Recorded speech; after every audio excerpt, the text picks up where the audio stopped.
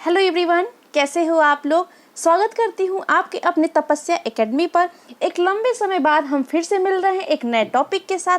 आज हम पढ़ने वाले हैं भारत में रेलवे का प्रारंभ। हमारे भारत में, हमारी ज़िंदगी में रेलवे किस प्रकार से महत्व रखता है, इन सारी चीज़ों के बारे में आज हम पढ़ने वाले हैं। रेलवे का विकास भारत में किस प्रकार से हुआ, कब से प्रारंभ हुआ, इन सारी चीज़ों के बारे में आज हम समझने वाले हैं। रेल, सबसे पहले हम समझते हैं कि रेल हमारे जीवन में किस प्रकार से उपयोगी है। रेल यातायात के आधुनिक संसाधनों में से एक है। जैसा कि आप सबको पता होगा कि जब हमें कहीं भी यात्रा करनी होती है तो हम सबसे पहले जो महत्वपूर्ण यानी उसको प्रेफरेंस देते हैं वो हम रेलगाड़ी को देते हैं। यानी यह हमारे लिए सस्ता, सुगम और बहुत ही अच्छा यात्रा करने का साधन है। साथ ही साथ यह एक स्थान से दूसरे स्थान सामान यानी जो फैक्ट्रियों में चीज़ें उपयोगी होती हैं, इन सभी उपयोग के लिए भी हम रेलगाड़ी का उपयोग करते हैं। बड़े बड़े कारखानों के लिए, बड़े बड़े खदानों के लिए ये रेलगाड़ियाँ एक स्थान से दूसरे स्थान कच्चे माल की आपूर्ति करती हैं। तो इसी महत्वपूर्ण चीज़ को लेकर हमें भारत में रेल का विकास किस प्रकार से प्रारंभ हुआ और कब से प्रारंभ हुआ, ये जानना बहुत ज़रूरी होता है। तो चलिए आगे बढ़ते हैं और समझते हैं। रेल परिवहन, भारत में रेलवे का प्रारंभ 1853 में हुआ। तो भारत में रेलवे का प्रारंभ कब हुआ? 1853 में हुआ। कब हुआ? 1853 में। किसके समय पे? लॉर्ड डलहौजी के समय हुआ था। तो आप फोटो में देख पा रहे होंगे कि लॉर्ड डलहौजी के सामने आपके सामने फोटो दी हुई है। तो ये इन्हीं के समय में 1853 में रेलवे का प्रारंभ हुआ भारत में। जब पहली रेलगाड़ी, कौन सी रेलगाड़ी? पहली रेलगाड़ी मुंबई से ठाणे के बीच 34 किलोमीटर चलाई गई थी। तो आप देख पा रहे होंगे जो रेलगाड़ी आपकी स्क्रीन पर चल रही है, ये वही रेलगाड़ी है जो पहली रेलगाड़ी थी मुंबई से ठाणे के बीच 34 किलोमीटर के लिए सिर्फ चलाई गई थी। तो समझ में आया रेल परिवहन के बारे में। आगे बढ़ते हैं।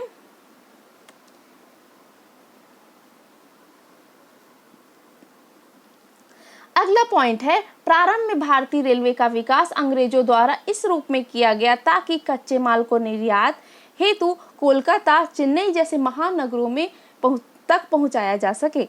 यानी अंग्रेजों ने भारत में रेलवे का विकास क्यों किया? क्योंकि आप सभी को पता होगा कि स्वतंत्रता से पहले यानी 1947 से पहले भारत में अंग्रेजों का शासन चल रहा था। अंग्रेजों का शासन चल रहा था तो वो अभी जो भी बड़ी बड़ी कारखाने थे उन सभी पे अंग्रेजों का अधिकार था। तो अंग्रेज उन्हीं कारखानों के लिए कच्चे माल की आपूर्ति करने के लिए इन रेलों का विकास किए।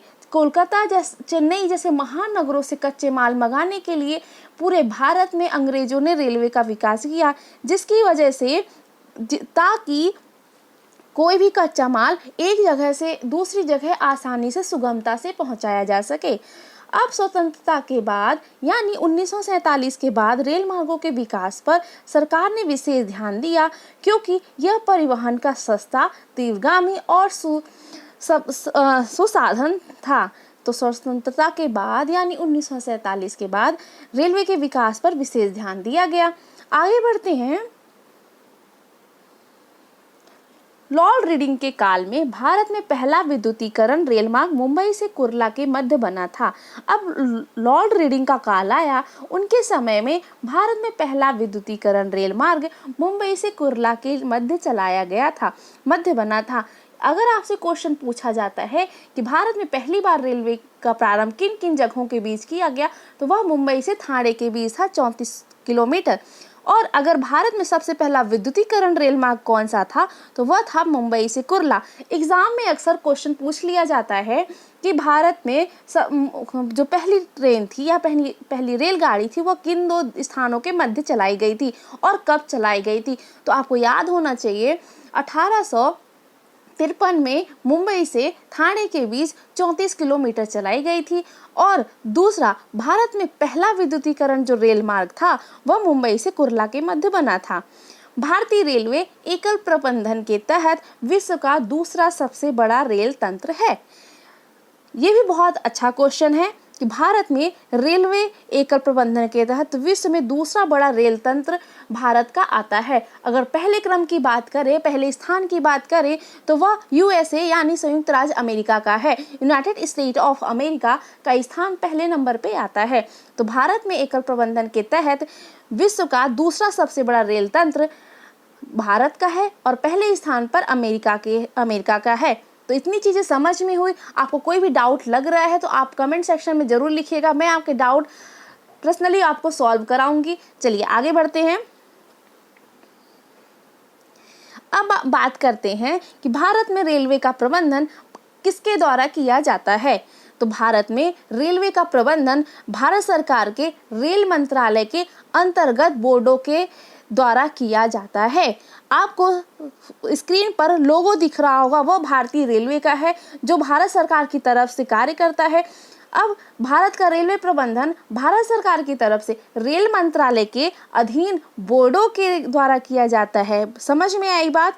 तो भारत में रेलवे का प्रबंधन किसके द्वारा किया जाता है? तो वह रेल मंत्रालय के अधीन बोर्ड होते हैं, उन बोर्डों के द्वारा भारत में रेलवे का प्रबंधन किया जाता है। इतनी चीज क्लियर हुई, आगे बढ़े। बहुत बढ़िया, क्लियर हो रहा है आप लोग को। आगे बढ़ते हैं। अब रेल लाइनों के बारे में थोड़ा देखते हैं। रेल लाइनों के बारे में क्या है कि रेल लाइनें कितनी ज़्यादा लंबाई पर कहाँ पर बिछी हैं, इसके हिसाब से हम देखते हैं। तो सबसे ज़्यादा पहले क्रम पे आता है जहाँ पर सबसे ज़्यादा रेल लाइनें हैं, उसका नाम है उत्तर प्रदेश। यानी उत्तर प्रदेश में रेल लाइनों की लंबाई सर्वाधिक मात्रा में है, यानी सबसे ज़्यादा है। उसके बाद राजस्थान, महाराष्ट्र, आंध्र प्रदेश और गुजरात का क्रम आता है। एग्जाम में अक्सर ये क्रम आपसे जरूर पूछ लिए जाते हैं कि भारत में रेल लाइनों की लंबाई की दृष्टि से आप क्रम व्यवस्थित करिए या क्रम बताइए। तो आपको ये क्रम याद होने चाहिए। एक बार मेरे साथ आप रिपीट करेंगे। सबसे पहले में आता है उत्तर प्रदेश, राजस्थान, महाराष्ट्र, आंध्र प्रदेश और Gujarat. Once again repeat, Uttar Pradesh, Rajasthan, Maharashtra, Andhra Pradesh और गुजरात। याद हो गया? एकदम आगे बढ़े, बहुत बढ़िया। अब बात करते हैं, भारत में कुल रेल मार्ग के 28% का विद्युतीकरण हो चुका है। यानी भारत का जो टोटल रेल मार्ग है उसमें जो 28% रेल मार्ग का हिस्सा है वह विद्युतीकरण हो चुका है। बाकी अभी होने में टाइम लगेगा। ठीक है, आगे बढ़ें। इतनी चीज़ें क्लियर हो रही हैं तो आगे बढ़ते हैं। आपको जो भी इंफॉर्मेशन अगर आपके लिए ज़रूरी लग रही हो तो आप उसका स्क्रीनशॉट ले सकते हैं और नोट कर सकते हैं। तो आगे बढ़ते हैं, और या फिर साथ में आप नोट करते जाइए, आपके नोट्स प्रिपेयर हो जाएंगे। आगे बढ़ते हैं। ध्यान रखिएगा, भारतीय रेल से यानी रेल परिवहन से एग्जाम में 1 क्वेश्चन आना तय होता है। इसलिए आपको रेल के बारे में जितनी भी इंफॉर्मेशन हो सकती, जो एग्ज़ाम के लिए इम्पॉर्टेंट है, वो सारी इन्फॉर्मेशन आपको इस वीडियो में मिल जाएगी। हर एक चीज़ आप नोट डाउन करते जाएं, आपके नोट्स कंप्लीट हो जाएंगे और आपको रिवीजन करने में आसानी होगा। अब बढ़ते हैं कोंकण रेलवे के बारे में। कोंकण रेलवे, ठीक है, क्या है? कोंकण रेलवे एक परियोजना आई थी कब? 1990 में। किसके बीच? रोहा यानी महाराष्ट्र में है से मंगलौर कर्नाटक के बीच में 760 किलोमीटर लंबे रेलमार्ग का निर्माण करने के लिए यह परियोजना लाई गई थी। यानी कोंकण रेलवे रोहा यानी महाराष्ट्र से मंगलौर कर्नाटक तक जाती है, जिसकी टोटल लंबाई 760 किलोमीटर है। यह परियोजना कोंकण रेलवे विकास परियोजना लाया गया था ताकि जो हमारा भारत का पश्चिमी भाग है वहाँ पर रेलवे का विकास हो सके। ठीक है, यह परियोजना कब आई थी? 1990 में। आगे बढ़ते हैं। इस रेल मार्ग पर, अब इसी रेल मार्ग की बात कर रहे हैं हम, कोंकण रेलवे की बात कर रहे हैं। इसी रेल मार्ग पर रत्नागिरी के नज़दीक, रत्नागिरी कहाँ? महाराष्ट्र के नज़दीक कारबुडे में 6.5 किलोमीटर लंबी सुरंग का निर्माण किया गया है। समझ में आई बात? यानी इसी कोंकण रेलवे के बीच में पड़ती है एक सुरंग जिसकी लंबाई है 6.5 किलोमीटर लंबी है, और यह कहाँ पर है? महाराष्ट्र के नज़दीक पड़ता है रत्नागिरी स्थान, वहाँ पर यह सुरंग बनाई गई है। इतनी चीज़ें क्लियर हुई आपको। आगे बढ़ते हैं और पढ़ते हैं कुछ और नई चीज़ें। अब आता है कोंकण रेल मार्ग जो है वह उसका जो रूट है हम उसको समझेंगे। जो कोंकण रेल का रूट है वह 3 राज्यों से होकर गुजरता है, लेकिन इसमें एक और राज्य इनडायरेक्टली उसमें शामिल हो जाता है जो कि है केरल। तो 3 राज्य कौन से हो गए? महाराष्ट्र, गोवा, कर्नाटक और केरल। ठीक है, ये आपको 3 राज्य आपको मिलेंगे, लेकिन इनडायरेक्टली रूप से जो केरल है उसको भी लाभ मिलता है। आपको मैप में दिख रहा होगा कि जो कोंकण रेलवे का रूट है 760 किलोमीटर लंबा, वह कहाँ से कहाँ तक जाता है। तो वह महाराष्ट्र शुरू होता है और त्रिवेंद्रम तक जाता है। समझ में आई इतनी बात? आगे बढ़ते हैं। वीडियो अच्छा लग रहा हो तो लाइक करिए, सब्सक्राइब करिए एंड शेयर करिए। अब पीर पंजाल की बात करते हैं।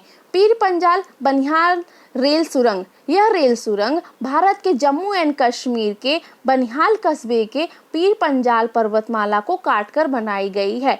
पीर पंजाल पर्वतमाला कहाँ है? यह जम्मू कश्मीर में है। जब आप फिजिकल जियोग्राफी यानी भौतिक जियोग्राफी पढ़ेंगे तब आपको इन पर्वतमालाओं के बारे में विस्तृत जानकारी मिलेगी। पीर पंजाल पर्वतमाला कहाँ है? जम्मू कश्मीर में है और वहीं पर बनिहाल कस्बा है। ठीक है, इसी बनिहाल कस्बे के पास 11 किलोमीटर लंबी सुरंग बनाई गई है। ठीक है, तो इस सुरंग का क्या नाम है? पीर पंजाल बनिहाल रेल सुरंग। यह कहाँ है? जम्मू कश्मीर में बनिहाल कस्बे में और पीर पंजाल पर्वत में। अगर आपसे पूछ लिया जाए, पीर पंजाल ना लिखा हो और बनिहाल रेल सुरंग लिखा हो और आप पूछ लिया जाए यह किस पर्वतमाला पर है, तो आपको पता होना चाहिए यह पीर पंजाल पर्वतमाला पर है। ठीक है, आपको फिगर नंबर 1 में साफ साफ क्लियर दिख रहा होगा कि पीर पंजाल पर्वत के मध्य से बीचों बीच से किस प्रकार से यह सुरंग गई है जो 11 किलोमीटर लंबी है। ठीक है, आगे बढ़े। इसका निर्माण कब हुआ? 26 जून 2013 को पूरा हुआ है। तो इस सुरंग का निर्माण 26 जून 2013 को पूरा हो चुका और इसी पर जो रेल की स्टार्टिंग हुई यानी रेल सेवाएं जब प्रारंभ हुई वह अगले दिन यानी 27 जून 2013 से प्रारंभ कर दी गई। यह रेल सुरंग 11 किलोमीटर लंबी है। तो आप देख पा रहे होंगे कि 11 किलोमीटर लंबी सुरंग किस प्रकार से पर्वतों को भी काटकर बनाई गई है। ठीक है, और इसका रूट भी आपको फिगर नंबर 2 में अच्छे से समझाया गया है ताकि आपको कोई भी दिक्कत ना हो समझने में। श्रीनगर से जम्मू और बीच में बनिहाल पड़ता है, वहीं पर यह सुरंग बनाई गई है। और सबसे इम्पोर्टेंट बात, यह नेशनल हाईवे 1A पर आती है। तो अगर आपसे इनडायरेक्टली कभी भी क्वेश्चन ऐसा आ सकता है कि जो बनिहाल पीर पंजाल रेल सुरंग है वह किस नेशनल हाईवे पे आती है, तो ये NH1A पर आती है। इतनी बात क्लियर हुई। आगे बढ़े।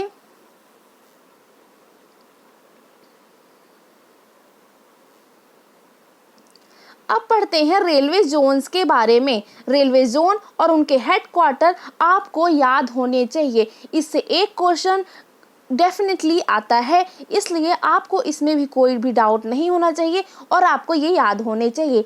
कुल 18 रेलवे जोन है, जिसमें सबसे पहला railway zone eastern railway zone है जो कि हेडक्वार्टर है कोलकाता में, जिसका हेडक्वार्टर कोलकाता में है। Second number western railway, headquarter Mumbai Churchgate. Second railway zone western railway Mumbai Churchgate headquarter है जिसका। थर्ड का नॉर्थर्न रेलवे, जिसका हेडक्वार्टर न्यू दिल्ली में है। थर्ड नंबर है northern railway, headquarter New Delhi में है। चौथे नंबर में आता है साउथर्न रेलवे। साउथर्न रेलवे का हेडक्वार्टर चेन्नई में स्थापित है। पांचवे पे central railway. Central railway Mumbai Churchgate पर इसका हेडक्वार्टर है। तो आप देख पा रहे होंगे कि वेस्टर्न रेलवे और सेंट्रल रेलवे का हेडक्वार्टर सेम एक ही जगह पर है, मुंबई चर्च गेट में। ठीक है, छठवें नंबर पे आता है ईस्टर्न सेंट्रल रेलवे, जिसका हेडक्वार्टर हाजीपुर में स्थापित है। सेवंथ ईस्ट कोस्ट रेलवे, जिसका हेडक्वार्टर भुवनेश्वर में है। एट्थ वेस्ट सेंट्रल रेलवे, जिसका हेडक्वार्टर जबलपुर में मिलेगा आपको। 9th नंबर में आता है साउथ सेंट्रल रेलवे, जिसका हेडक्वार्टर सिकंदराबाद में है। 10th number south eastern railway, जिसका हेडक्वार्टर कोलकाता में है। कोलकाता में 2 हेडक्वार्टर आपको मिलेंगे, एक south eastern railway, second eastern railway zone. तो आपको 2 हेडक्वार्टर कोलकाता में मिलेंगे, 2 हेडक्वार्टर मुंबई में मिलेंगे, जो मुंबई के वेस्टर्न रेलवे और सेंट्रल रेलवे का हेडक्वार्टर मुंबई ही है। अगला बढ़ते हैं, नॉर्थ फ्रंटियर रेलवे जिसका हेडक्वार्टर मैंगलोर गुवाहाटी में स्थापित है। नॉर्थ ईस्टर्न रेलवे जिसका हेडक्वार्टर गोरखपुर में है। साउथ वेस्टर्न रेलवे जिसका हेडक्वार्टर बेंगलुरु में आपको मिलेगा। नॉर्थ सेंट्रल रेलवे जिसका हेडक्वार्टर आपको प्रयागराज यानी इलाहाबाद में मिलेगा। 15 नंबर पे आता है साउथ ईस्टर्न सेंट्रल रेलवे जिसका हेडक्वार्टर आपको बिलासपुर में मिलेगा यानी छत्तीसगढ़ में मिलेगा। 16 नंबर पे आता है कोलकाता मेट्रो रेलवे जिसका हेडक्वार्टर कोलकाता में ही है। 17 साउथ कोस्ट रेलवे जिसका हेडक्वार्टर विशाखापट्टनम में मिलेगा। 18 नॉर्थ वेस्टर्न रेलवे जिसका हेडक्वार्टर जयपुर में स्थापित है। तो ये हो गई हेडक्वार्टर की बात। ये रेलवे जोन और उनके हेडक्वार्टर्स ये आपको याद होने चाहिए। आप चाहे तो इसका स्क्रीनशॉट रख लें और डेली एक बार इस हेडक्वार्टर को जरूर देख लिया करें, जिससे आपके दिमाग में ये लंबे समय तक रहेगा। आगे बढ़ते हैं, अब कुछ महत्वपूर्ण तथ्य के बारे में जानते हैं।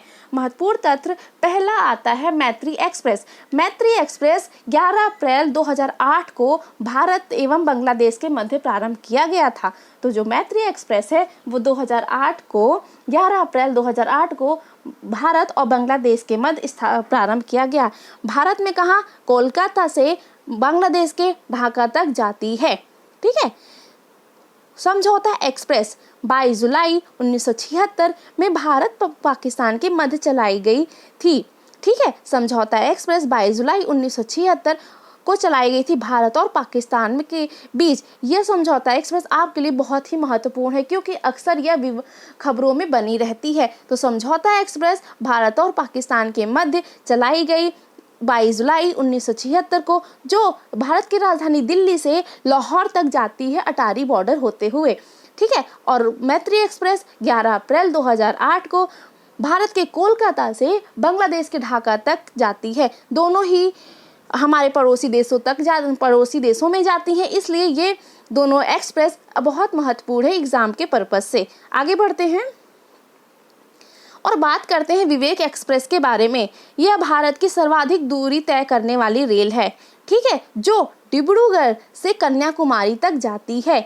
तो आप देख पा रहे होंगे कि इसकी लंबाई और इसका जो दूरी है वो काफ़ी लंबी दूरी तय करती है। तो विवेक एक्सप्रेस भारत में सर्वाधिक दूरी तय करने वाली रेल है जो डिब्रूगढ़ से कन्याकुमारी तक जाती है। जनरली अगर एग्जाम में क्वेश्चन आता है तो आपसे सिर्फ इतना ही पूछा जाएगा कि विवेक एक्सप्रेस कहाँ से कहाँ तक जाती है।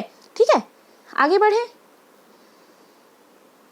अब ट्रेन 18 की बात करते हैं। यह स्वदेशी ट्रेन है, यानी अपने भारत में निर्मित ट्रेन है जिसका नाम वंदे भारत एक्सप्रेस रखा गया है।